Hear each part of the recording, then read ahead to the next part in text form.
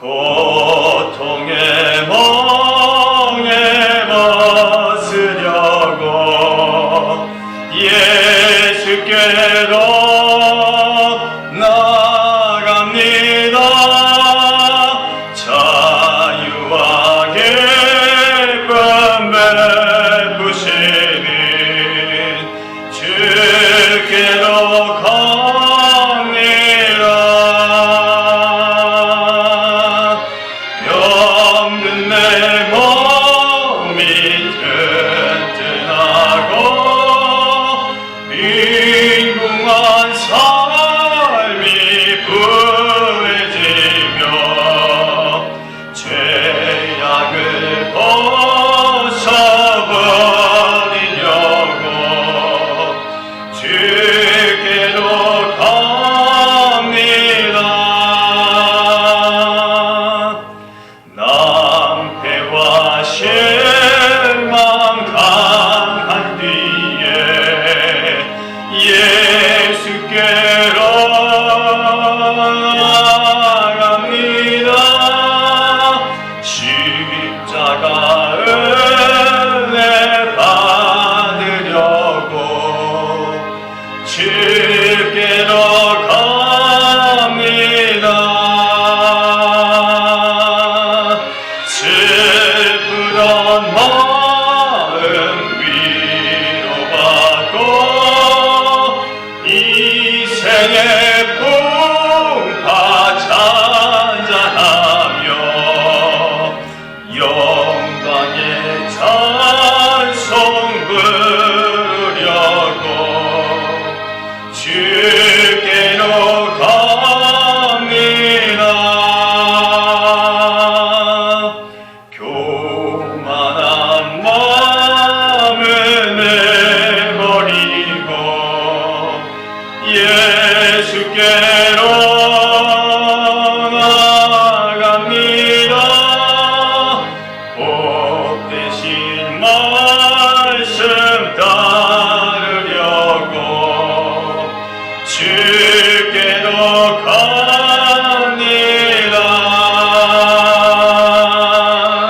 실망한 인공 힘을 얻고 예수의 크신 사랑받아 하늘의 기쁨 맛보려고 주께로 갑니다. 죽음의 길을 벗어나서 예수께로 나갑니다. 영원한 집을 바라보고 주께로 갑니다. 멸망의 포로 헤어나와 평화의 나라 다다라서 영광의 주를 배우려고 주께로 갑니다.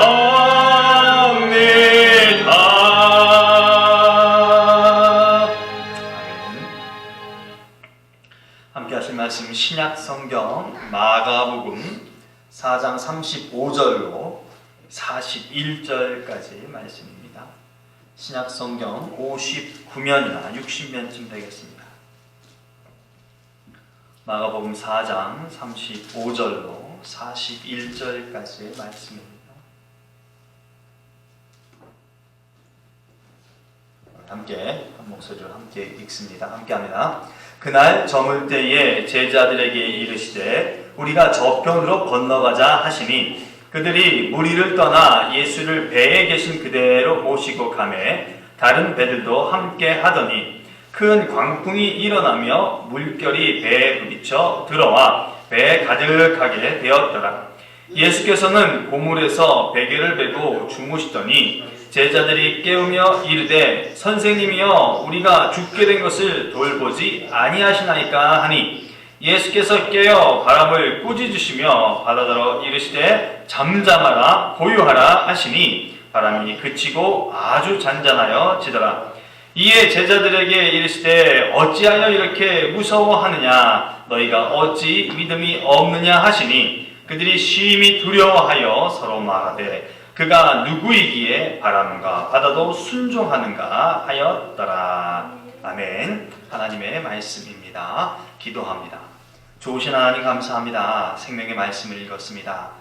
바라건대 평생을 사는 동안 이 말씀이 우리 삶 가운데 역사되는 말씀으로 하나님께서 주장하시고 우리 또한 이 말씀의 열매를 거두는 인생 되도록 인도하여 주시옵소서. 성령의 능력을 의지하며 말씀을 선언하고 함께 나눕니다. 주님 이 시간 우리에게 허락된 귀한 은혜가 끼쳐지도록 도와주시옵소서. 예수님의 이름으로 기도합니다. 아멘. 동요가 있습니다. 당신은 누구십니까? 나는 곽준규 그 이름 아름답구나. 네, 당신은 누구십니까? 라고 하는 동요가 있어요. 나를 포함한 대다수의 사람은 자신의 이름으로 내가 누구인지를 압니다. 그런데 사실 이름만으로 아는 것은 아닐 것이고 그 이름이 주는 의미로 그리고 그 이름으로 살아온 생의 발자취로 자신을 알고 드러냅니다. 이거 우리 좀 더 익숙한 표현으로 그렇게 말할 수도 있을 것 같아요. 정체성이라고 하는 단어로도 표현할 수 있을 듯 합니다. 마가복음의 시작을 기억해 보면요. 예수님에 대한 정체성이라고나 할까요? 그가 누구인지에 대한 답을 주면서 시작을 하죠. 마가복음 1장 1절 그렇게 말씀합니다. 하나님의 아들 예수 그리스도 복음의 시작이라 라고 말씀을 하죠. 이것은 마가복음을 읽으면서 복음서의 주인공인 예수님을 하나님의 아들로 인정하고 항상 하나님의 아들 되신 예수님에 관한 책이다 라고 하는 것을 대전제하고 기억해야 된다 라고 하는 것을 우리들에게 일깨워 줍니다. 그런데 사실 잊고 지내는 듯한 이 사실을 잊고 지내는 듯한 사람의 모습이 이제껏 우리가 보아왔던 이 마가복음 안에 있다라고 하는 것은 어쩌면 좀 역설적이다라고까지 생각이 됩니다. 가버나움 회당에서 가르치셨을 때 사람들의 반응이 이랬죠. 다 놀라 서로 물어 이르되 어찌 미냐 권위 있는 새 교훈이다 라고 놀라움을 표합니다. 또 두 번째 다시 가버나움에 방문했을 때 중풍병자를 고쳤을 때도 마가복음 2장 12절을 보면 그들이 다 놀라서 하나님께 영광을 돌렸다라고 말을 합니다. 그리고 오늘 본문에 기록된 4장 41절을 보면 그들이 심히 두려워하여 서로 말하되 그가 누구이기에 라고 하면서 바다도 바람도 잔잔한 것에서 놀라움을 금치 못하죠. 예수님이 하나님의 아들 되심을 알아야 된다라고 말하면서도 실상 하나님의 아들로서 어떤 일을 표하시면 사람들이 드러내는 일 중에 하나는 놀랐다라고 하는 겁니다. 이런 일련의 모습들은 오늘 사는 우리들에게도 좀 보여진다라는 그런 모습으로 여겨집니다. 우리 모두가 나에게는 믿음이 있습니다. 예수 그리스도를 통해서 구원받고 하나님의 아들로서 자녀로서 이 땅을 살아가면서 하나님을 아버지라 믿으면서 살기 때문에 내가 믿음이 있습니다. 그런 마음이 있으면서도요 이 땅에 살아가면서 이성적이지 못한 어떤 모습을 본다거나 평범하지 않은 그리고 또 우리가 전혀 예상치 못했던 그런 일들을 겪게 될 때 우리 또한 본문에 나와 있는 사람처럼 제일 먼저 나타나는 것은 놀랍다라고 하는 것이죠. 정말 하나님은 하나님이 맞습니다. 이런 말들을 하기 급급하죠. 또 하나님은 살아계셔. 이 생각을 우리가 떨쳐낼 수가 없습니다. 그러니 한편으로 보면 믿음의 대상이신 하나님을 우리가 갖고 있는 저마다의 틀 안에 가둬놓고 우리가 믿음이 있음을 전제하며 신앙생활하는 것인지도 모르겠다라고 하는 회개를 하게 됩니다. 왜냐하면요 하나님께 불가능은 없잖아요. 하나님은 모든 것이 가능하시다고 성경 말씀을 통해서 선언하시고 우리에게 일깨워 주는데 우리가 인생을 살아가면서 내가 겪든 누군가의 일을 보든 간에 이런 마음이 있다는 거죠. 오! 이게 되네? 오! 이게 이렇게도 역사가 되네? 라는 마음이 우리 가운데 있다는 거예요. 믿음을 갖고 있다는 하는 우리들의 마음 가운데, 우리들의 생각 가운데 해서 이게 자꾸 놀라움을 갖는다는 것은 한편으로 이런 건 안 될 거야. 이건 도저히 될 일은 아니지 라고 하는 막연한 생각이 우리 가운데 있었다라고 하는 것을 인정하는 격이기 때문입니다. 그래서 될 것이 될 것 같다면 역시 하나님이라고 모든 것들이 포용이 되지만 안 될 것 같은 일들이 되는 것에 대해서는 더 큰 놀라움을 갖고 있는 그런 모습이 우리 가운데 나타난다라고 하는 거죠. 이것은 성경에 나와 있는 마가복음에 나와 있는 저들이 놀란 것과 좀 사뭇 비슷한 양상이라고 생각되어집니다. 이런 혼돈의 모습 속에서도 다소나마 덜 흔들리고 예수님에 대한 확고한 믿음을 갖게 하기 위한 방편으로서 저자 마가는 예수가 하나님의 아들 되심을 드러내기 위해서, 강조하기 위해서 기적이라고 하는 것을 사용했다는 어떤 특징이 있습니다. 이제까지 성경 말씀을 보아오면서 몇 가지 기적을 통해 사람들은 놀라기도 하지만 그런 사건이 터질 때마다 예수님께로 더 많은 사람들, 예수님께 집중하여 모여드는 많은 사람들이 있음을 볼 수 있었습니다. 그렇듯이 기적은 예수님의 권위를 드러내는 그런 기능이 담겨 있습니다. 하나님이시며 또 그의 아들 되심을 강화시키는 순기능이 그의 기적 가운데 담겨 있다는 것입니다. 반면 그 기적이 자주 드러날 때마다 예수님의 반대 세력 역시 응집력, 거대한 응집력을 갖게 되는 것을 볼 수 있다는 기적에 의해서 나타나는 역기능도 있다는 것을 우리가 성경을 통해서 보게 됩니다. 그러나 하나로 맺어지는 특징적인 것 하나는 순기능이 일어나든 역기능이 일어나든 예수에게 집중하는 사람들의 수는 급증한다라고 하는 것이죠. 그런 공통점이 있다는 것입니다. 그래서 그것을 통해서 하나님의 나라의 복음에 대한 선언이 계속해서 지속적으로 일어난다는 것입니다. 순기능일 때만 일어나는 것이 아니고 역기능일 때는 저지되는 것이 아니라 역기능이든 순기능이든 모든 것이 바라질 때 예수 그리스도로 몰려와서 예수 그리스도는 마땅히 증거해야 될 하나님의 복음을 계속해서 증거한다라고 하는 것이죠. 가만히 우리의 모습을 보니요, 우리 삶에 예수로 인해 나타난 이런 두 가지 패턴이 있다라고 하는 것을 수긍할 수밖에 없습니다. 내가 그리스도인 되었기 때문에 믿음을 갖고 살면 살수록 그 반대급부로 순탄함보다는 예수를 믿는 내 안에서조차 내적 갈등을 겪기도 하고요. 또 환경으로 인한 그런 어려움이 우리에게 나타나는 현상이 있기 때문입니다. 그래서 복음서에 나타난 순기능과 역기능이 오늘을 살아가는 신자들 가운데에도 삶을 통해서 나타난다는 것이죠. 비록 어려움이나 불편함이 신앙으로 인해서 이렇게 나타난다 하더라도요, 우리가 좀 스스로를 격려하고 좀 위로하면서 그 길을 잘 견뎌나가고 다른 한쪽으로는 힘쓸 수 있는, 이겨나가기를 힘쓸 수 있는 우리가 될 수 있기를 소망합니다. 이런 삶이 사실은 고단하다고 말은 할 수 있겠지만 우리가 그 고단하다고 여겨지는 그것마저도 신앙으로 잘 살아나가면 그 모습으로 인해 내 삶 가운데 예수님이 부각되는 삶은 필히 반드시 이룰 것이기 때문에 우리는 그 어떤 상황 속에서도 그것들을 잘 이겨나가고 살아내야 한다라고 하는 것이죠. 우리 또한 우리 안에서 소망을 잃지 않고 우리를 통하여서 주님의 모습이 나타날 수 있는 그런 삶을 살아낼 수 있기를 주님의 이름으로 축복합니다. 이번 기적은 여느 때처럼 사람을 통한 기적이 아니다라고 하는 것이 새로움으로 와 닿습니다. 더불어 이 기적을 통해서 악의 세력을 굴복시킨다는 힘의 상징이 덧붙여진다라는 것을 볼 수 있어요. 39절 말씀에 예수께서 깨어 바람을 꾸짖으시되 바다를 이르시되 잠잠하여 고요하라 하시니 바람이 그치고 아주 잔잔해지더라 라고 말합니다. 39절에 꾸짖으시며, 이 표현은요, 가버나움 회당에서 귀신 들린 사람을 치료하실 때 귀신에게 명하신 것과 동일한 그런 표현입니다. 그러므로 지금 이게 자연현상에 의해서 큰 광풍이 일어난 것이라기보다는 자연 현상을 빌어서 악한 세력에 대한 상징이 여기 포함되어 있다라고 볼 수도 있고, 광풍이다라고 여겨지니까 그 세력이 그냥 사소한 것이 아니라 거대하고 큰 것이다라고 볼 수 있다는 것이죠. 그런데 그럼에도 불구하고 예수께서 꾸짖으셨기 때문에 바로 바다와 바람이 잔잔해진다라고 하는 것은 예수님의 능력이 능히 그것을 이긴다라고 하는 것을 밝히는 것입니다.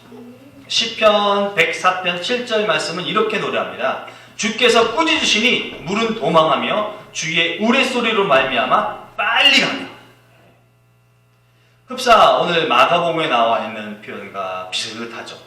결국 이 마가복음에 나와 있는 표현은 예수님에게 권위가 있다라고 하는 것은 신적 능력이 동반된 것임을 알게 하는 것이죠. 그냥 단순히 어떤 신분상의 그런 것이 아니라 하나님이 갖고 있다라고 여길 만한 능력이 예수님께도 있다라고 하는 것을 알게 해주는 것이에요. 그래서 이것을 통하여서 예수님이 곧 하나님이다! 이 사실을 마가의 어떤 공동체들에게 알게 하는 그런 일을 이루려고 하는 것입니다. 그런 예수님, 신적 능력을 발휘하는 그 예수님이 지금 제자들과 함께 하십니다. 그래서 신적 능력을 가지신 하나님이신 예수님이 오늘 이 시대에 우리와 함께 한다라고 하는 것을 참으로 믿으실 수 있기를 바랍니다. 자, 그런데요, 그런 예수님과 함께 있는데 좀 예수님께 예수님 너무 야속해요 라고 하는 그런 마음이 생각이 드는 부분이 있기는 합니다. 왜냐하면 지금 이 제자들이 광풍을 만나고 험난한 시간을 보내는 것이 제자들로부터 시작된 것이 아니기 때문에 그렇습니다. 예수님으로부터 시작되어서 얻게 된 일이다라고 하는 것이죠. 35절 말씀에 보니까 그날 저물 때에 제자들에게 이르시되 우리가 저편으로 건너가자 하시니 그들이 무리를 떠나 예수를 배에 계신 그대로 모시고 가매 그랬다는 거죠. 날이 어두워졌으면 좀 마음이 좀 조급하셔도 한 템포 좀 누르시고 그 다음날 밝을 때 가셨다고 한다면 좀 더 나았을 법한데, 안전할 법한데 예수님은 그렇게 하지 않으셨다는 거예요. 날이 저물었음에도 불구하고 저쪽으로 가자라고 했다는 것이죠. 어쨌든 그런 말씀을 의지하고 그냥 따르면서 예수님과 동행이 시작되었다라고 하는 것입니다. 그런데 이 여정에서 두 가지의 그림이 보여져요. 예수님이라고 하는 한 그림, 그리고 제자들이라고 하는 또 한 그림, 그리고 잠자는 예수님이라고 하는 하나의 그림, 광풍랑 속에서 괴로워하고 힘들어하는 제자들의 모습입니다. 예수님과 함께하면서 서로 다른 어떤 모습이 보이는 것은 왜일까요? 가장 근본적인 이유는 어떤 성정이 다른 것 때문에 그렇게 보인다라고 판단이 됩니다. 예수님은 하나님이시다, 신이시다, 그리고 제자는 인간이다 라고 하는 것이죠. 이 모습을 보고, 이 글의 표현을 보고 오늘을 사는 우리도 우리가 인간임을 좀 인정하고 신앙생활을 해야 되겠다는 생각이 듭니다. 제자들은 믿음이 없는 사람들이 아니었어요. 믿음이 있는 사람들입니다. 왜냐하면 그들에게는 다른 무리들보다 예수님의 가르침을 좀 더 자세히 듣는 특권이 있었기 때문에 그래요. 그리고 그것들을 통해서 신앙이 견고하게 다져졌거나 세워진 자들임에 분명한 것처럼 여겨집니다.